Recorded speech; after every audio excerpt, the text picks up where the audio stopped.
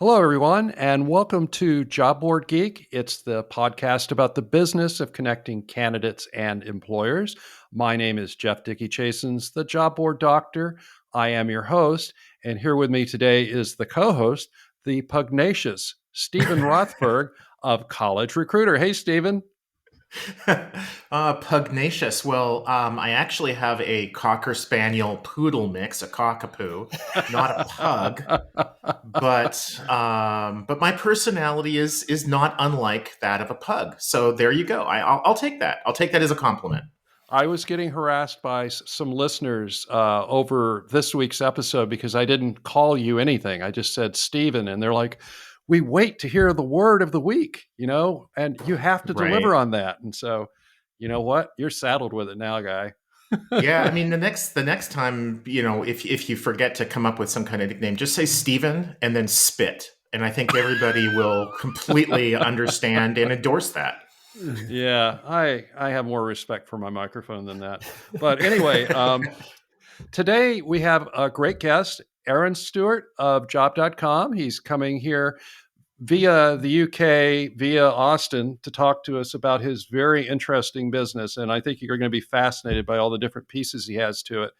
But Hmm. first, I wanted to chat a little bit with Steven. I don't know if you saw the news, but yesterday, Jobcase acquired Recruitology. Now, for those of you that don't know Jobcase, it's been around since 2015. It calls itself the LinkedIn for blue collar workers. They've gotten a fair amount of funding over the years, I think in the neighborhood of about 80 million. And they claim an audience of 130 million members. So a sizable organization. And on Recruitology was actually started life as after college a number of years ago and rebranded itself and expanded some of its services a few years later as Recruitology. They offer a lot of different things. They have a applicant tracking system. They do programmatic advertising. They have job board software and a number of other sort of employer related tools that they have out there, as well as a large network for distribution. So, when I look at why would Jobcase want Recruitology, it makes a lot of sense to me, just for the reasons they said, which is basically we want to offer more services to our employers. We want to make make. I mean, they didn't say it this way, but we want to make more money from all of our employers, and we want to also get into the programmatic side of things. But Yeah. I don't know. What do you think, Stephen?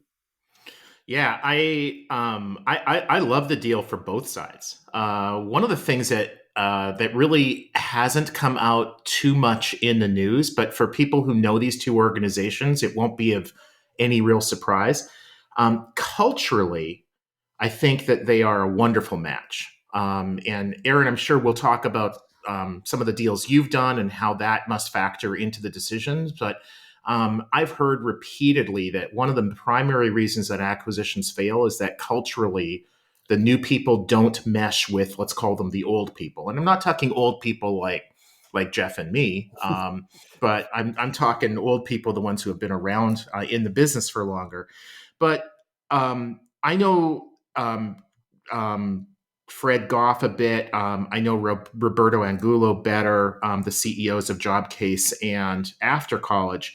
And both of those people are, I think, the exception rather than the rule in the media industry, in that they're not just in it for the money or to build a business or to exit with a big paycheck. There's nothing wrong with any of that. But one of the things that's always struck me about the two of them is that they very strongly believe in doing good.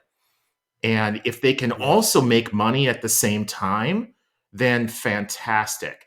But I can't imagine either one of those people ever taking a real, like, immoral or certainly illegal shortcut to make a little bit of extra money or even a lot of extra money. So I think, from what I know about those leaders, their teams are going to mesh really, really well. And I have to think that's a big part of it. I did have a conversation yesterday with one of the folks that I know at After College. And so After College definitely still continues to exist. It was not replaced by Recruitology. They're sort of functioning as sister companies, if you will. And what I wasn't clear about from the press releases was the company split apart, and was Jobcase only requiring Recruitology, which is essentially the job distribution side of the business? And the answer to that is no. The after college site is part of the acquisition, and so it will continue to operate as a standalone job board within the Jobcase family. The person that I talked with at After College / Recruitology didn't say this, but I'm just speculating. I think the reality is the After College brand will just, over the years, will just fade away. And that the focus will be much more on Jobcase and Recruitology. I think that Recruitology has something like 100,000 small business, quote unquote, customers, but that's almost all through a handful of newspaper companies. So they don't have direct relationships with the local Burger King who's posting a cashier kind of a job, but they get those postings. It'll be really interesting to me to see how Jobcase gets its largely gig and hourly opportunities in front of that Recruitology audience, and vice versa. I could see some just tremendously wonderful synergies between these companies. Well, I guess we're just going to have to wait and see what happens, which is typically what I do anytime there's an acquisition. You wait and you see, is the company going to survive? Is it going to thrive, or is it going to disappear like Bright did when LinkedIn bought them? So you never know. Anyway, I want to welcome to Job Board Geek our guest today, Aaron Stewart of Job.com.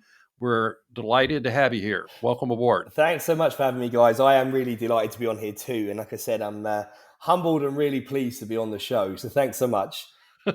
I don't think you should be humbled to be on the show, but we are all pleased. So anyway, Aaron, I met you a long time ago, back when you were running your company as My Job Matcher. Correct. And then, obviously things have changed over the years, but why don't you give us just a quick rundown on your background and how you got into the industry and all that? Yeah, sure. So I've been in rec tech, I guess, for the last sort of 15 years. And again, I always make that joke, but for those that don't know, I'm a millennial, which means I've been in it my entire career. So it's about 15 years.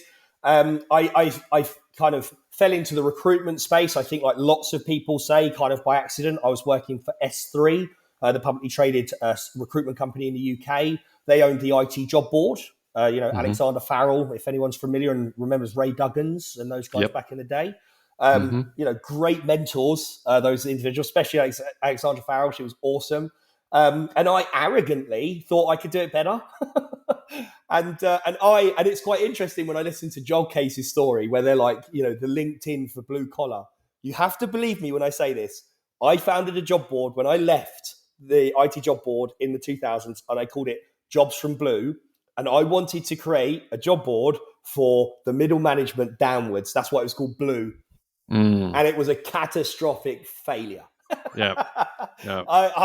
I fell hard on that one, okay? And it really was like a baptism of fire, learning my own limitations as a young human being, understanding more about what I didn't know about the industry, about business, just so many different things. But it then led me on to, I would say, to have a good career. I off the back of Jobs from Blue created a piece of software that was effectively like Broadbean, but with the media buying in it. It was called iResourcer, and that got Hamilton Bradshaw, Mr. James Kahn. For any of those that are familiar with James Kahn, from the UK, the founder of Alexander Mann, got involved with that business. And then I sat within Hamilton Bradshaw Technology. We rolled up a number of different, recruitment and recruitment technology plays. And, my title on HB Tech was I was the chairman, which was kind of crazy. It was just me. Rolling, doing these deals. And then in 2011, once that kind of show was over and I'd sort of exited from that, I founded My Job Matcher with my business partner, Paul Sloyne. We'd done some research at the time that showed that the average job seeker in the UK would spend 7 hours a week looking for work online. and would register with 21 separate employment sites. So it's 21 separate logins, user interfaces, technical capabilities. And my opinion then was, it's a job looking for a job. And I was like, can we use AI, or at the time, kudos to them, Burning Glass. Can we use Burning Glass to, aggregate content and bring it into one area and just create like this watchdog, daily watchdog? It was immensely popular. My Job Matcher grew really, really quickly. We had, millions of people register on the platform. We monetized it by basically selling, cost per click to job boards, because we were a match aggregator, right? And then we did arbitrage deals on data with lots of different, providers and CV writers, resume writers, and people that kind of were custodians of large volumes of candidate data. But the longevity of that business was impacted, or that business model, because of GDPR. GDPR came in, really was like, we can't really carry on with this. Not like this, because, we're not sitting within the rules of GDPR. That's the reality of it. Coming to America in 2017, we had this good business. It was running well. We were profitable, but we were like, how can we kind of grow, sustain ourselves, and, kind of drive into the future? Where are we going into the future as a business? And it was in 2017 that we acquired Job.com. And that was when kind of the pivot happened, where we went from job board to automated recruitment, automated staffing. And, and I can, rather than me continuously talking, I'll stop. And then you can ask me more questions. So sorry. But that's it in a nutshell, gents. So there's been fire and brimstone on my journey and lots of lessons learned. But I love this industry, and it's been great so far. Yeah, absolutely.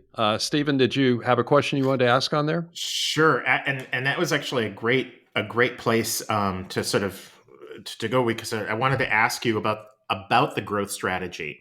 From the outside looking in, what it seems to me that job.com, and please shred my analysis, but that the growth strategy is through acquisition.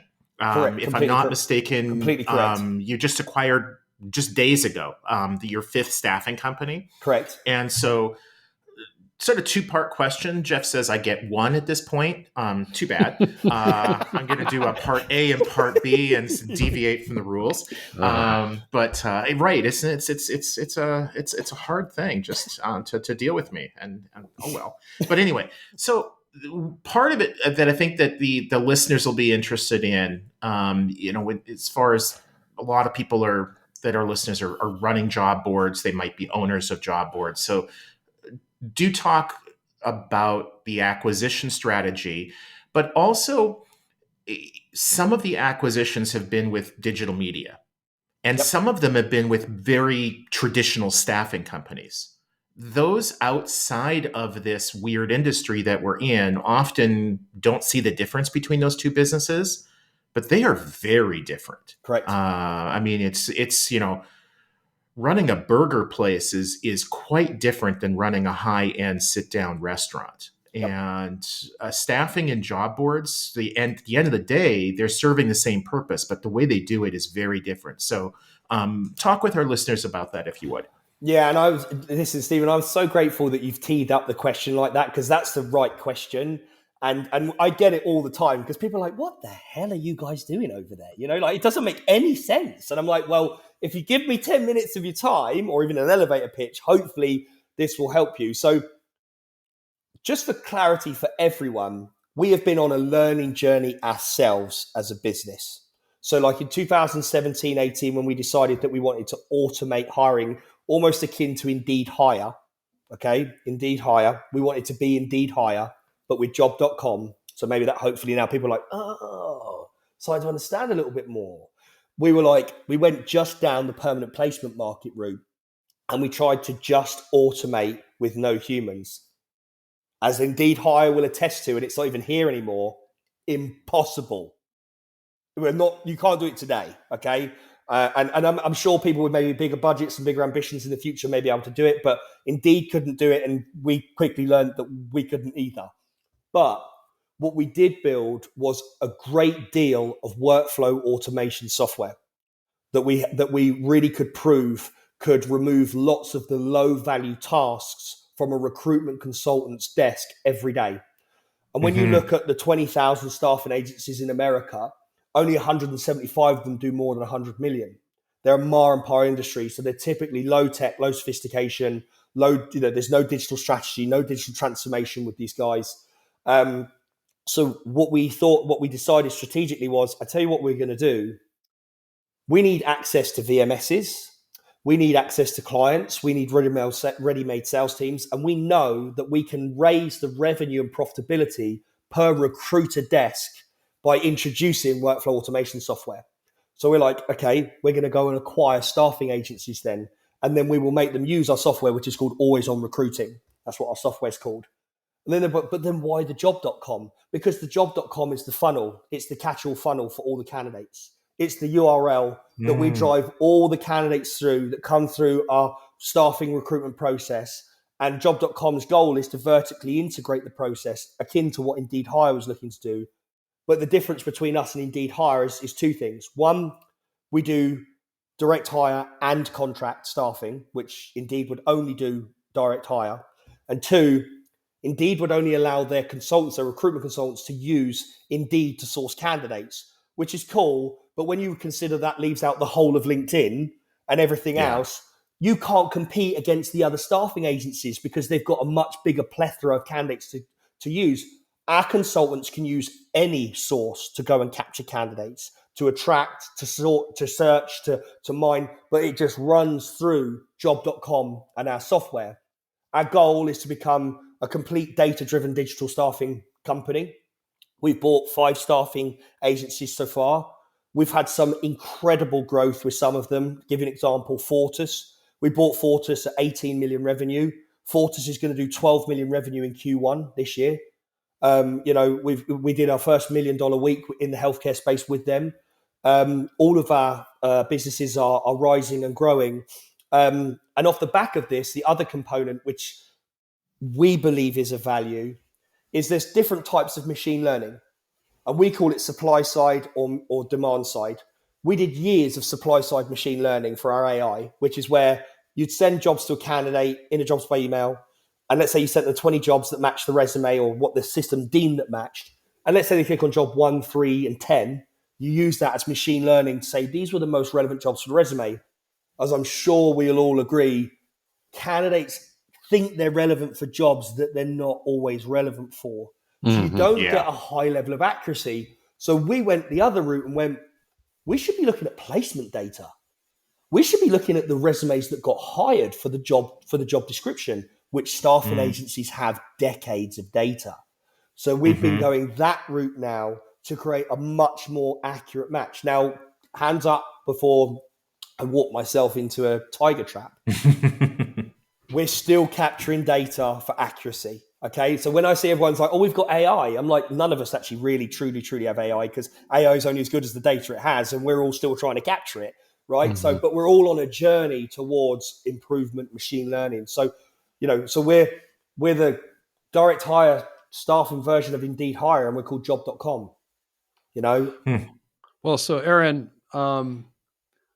one thing that's mystified me, just because I'm not that smart, is that a lot of your most recent promotion of job.com and the company continually refers to blockchain. Yeah. And if you go to job.com, you see references to blockchain, and it's, to me, it's not clear where you're using that or how you're defining what you're doing there. That is actually a little bit on purpose, but I can now furnish you with this because of our patent strategy. Okay. So, job.com has multiple patents that are granted, some from acquisitions, some from our own filings. We have submitted 45 patents so far, but we're averaging about 10 patent submissions a week now. Wow. Blockchain for us represents, we have a core use of blockchain, which no, you won't understand, but it's a very basic thing. Ownership of a candidate for 12 months with that record that the client was introduced to that candidate on a private Hyperledger fabric. So so let me explain what that, because that's like jargon. What does that mean?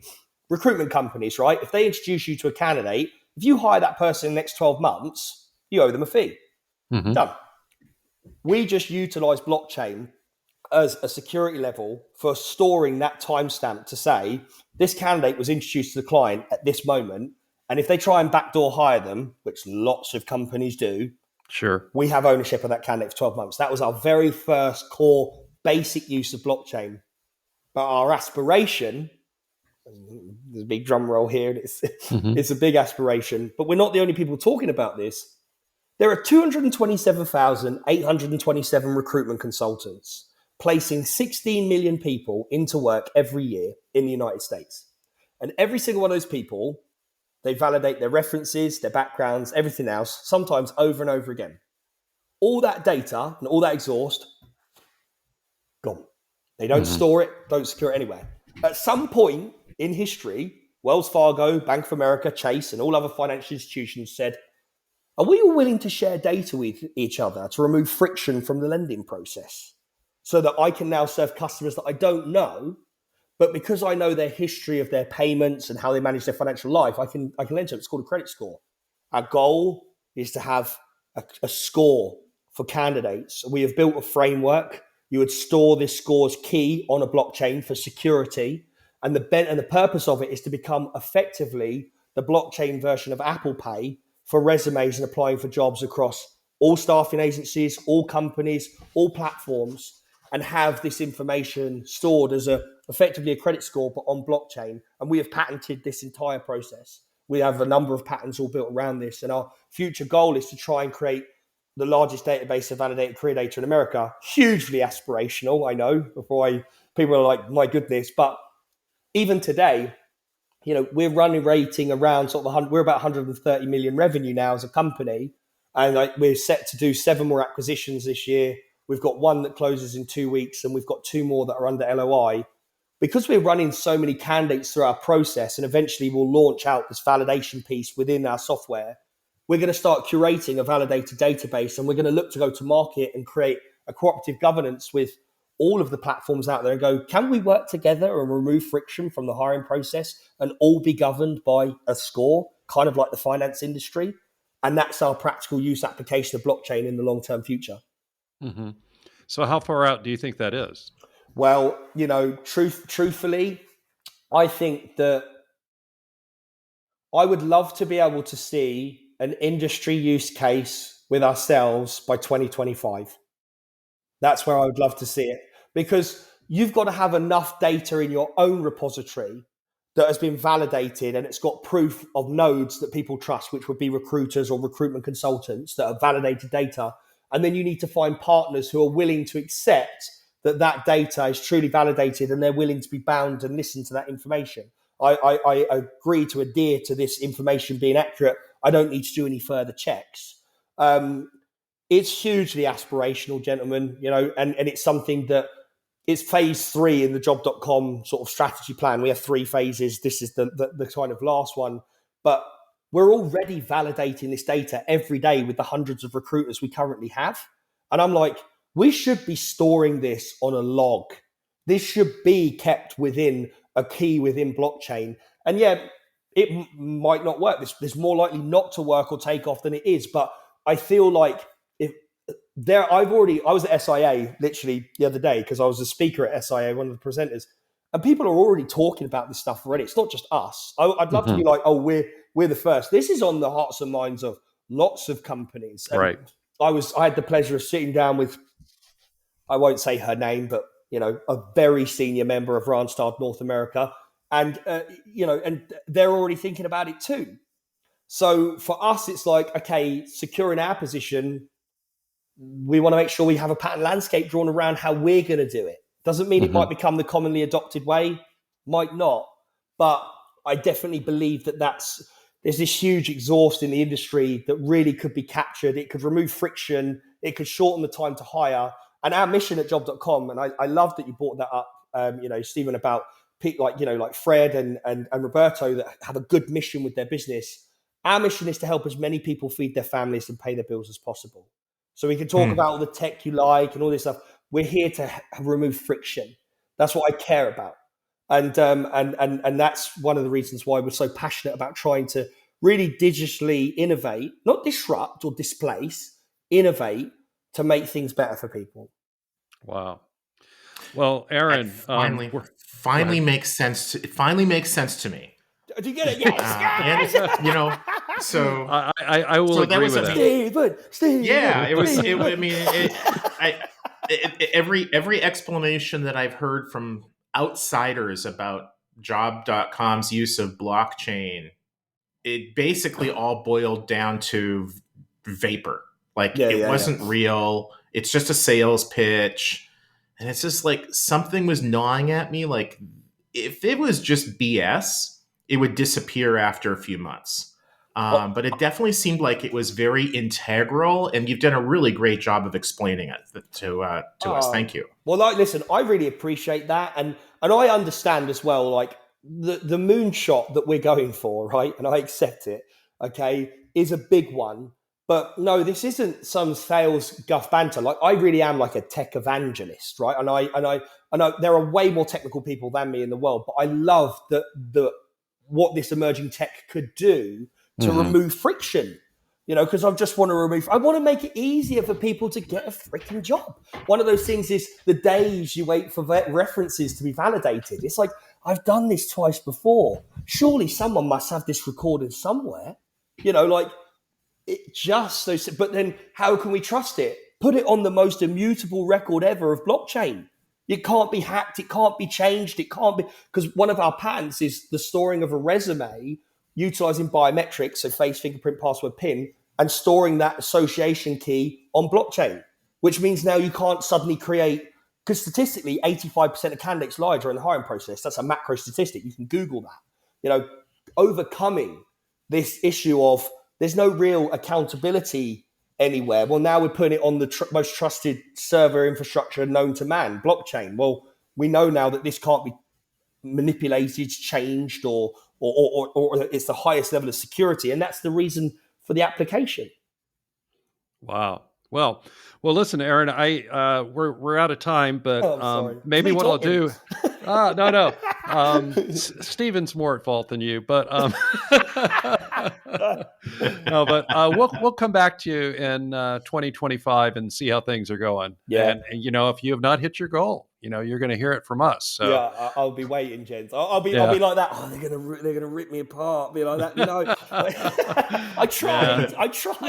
We're just some lowly podcasters. So, well, listen, Aaron. If folks want to get in touch with you, how can they do that? Well, I mean, I have a very unique spelling, so I don't think there's many Arran Stewarts with my spelling on LinkedIn. So you can reach me there, or just Aaron@job.com if you want to reach out and drop me an email.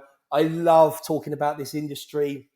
I love it when people have questions about our strategy and they want to pick me apart about it, or they even want to challenge me on it, because I'm not saying I'm right about everything. I'm just saying that this is my opinion and I'm driving the business to achieve it. It may fail, definitely, but if it succeeds, I'll be delighted to help so many people get better jobs faster.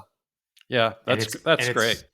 And it's Aaron, Arran. That's correct, sir. Right? That's correct. Yeah. It is unusual, just like Dickey-Chasins is unusual. So. Well, Steven, if folks want to get in touch with you, how do they do that? Well, the whole Dickey-Chasins thing being unusual, I'm glad that you're one of a kind. 2 or 3 of you would be that would be too much. Email me. Unlike Aaron, my spelling's pretty easy. Steven @collegerecruiter.com. Gentlemen, it's been awesome. Thank you so much. I've loved being on the show. So great to be with you guys. Honestly. Thanks a lot, Aaron. It was great. Yeah. Well, that's it for today's episode of Job Board Geek. Make sure that you subscribe to us via any of your particular favorite platforms like Apple, Spotify, et cetera, et cetera. And if you want to, feel free to give us a review as well, thumbs up or thumbs down. My name again is Jeff Dickey-Chasins. I'm the Job Board Doctor, and you've been listening to the only podcast that covers the business of connecting candidates and employers. That's all for now. I will see you again next time.